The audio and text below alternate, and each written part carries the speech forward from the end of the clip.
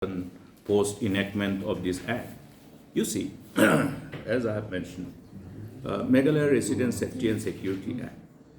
You look at its positive implication, the positive ramification in the overall approach to governance of the state by different authorities. You with me? By different authorities. It's not just the authorities at the highest level, not only the authorities at the district level, but even at the community level, at the village level. This is the only act which has defined the traditional institutions. Please remember the other judgment pertaining to the judgment by the Honorable High Court then in respect to the issue of the recognition of the headman in respect of the High Court order issued by the Honorable Justice S.R. Sen. You see?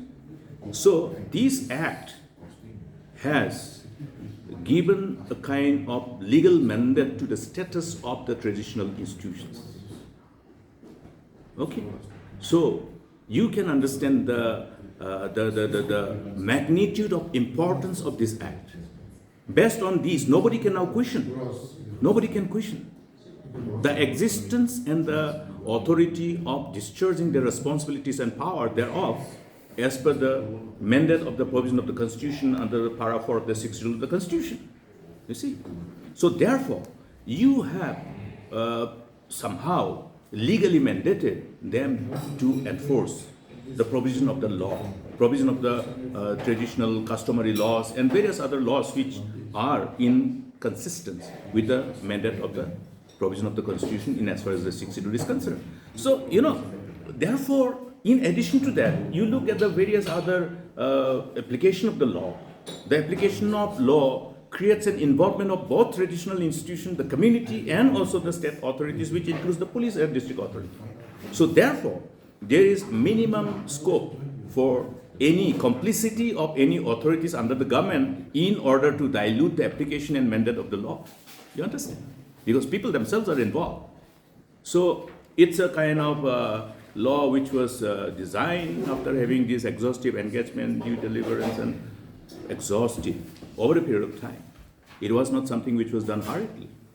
It was an offshoot of an exhaustive, long-drawn engagement, discussion, deliberation involving stakeholders, and having understood the actual, complexity of the problems which this act is intended to deal with.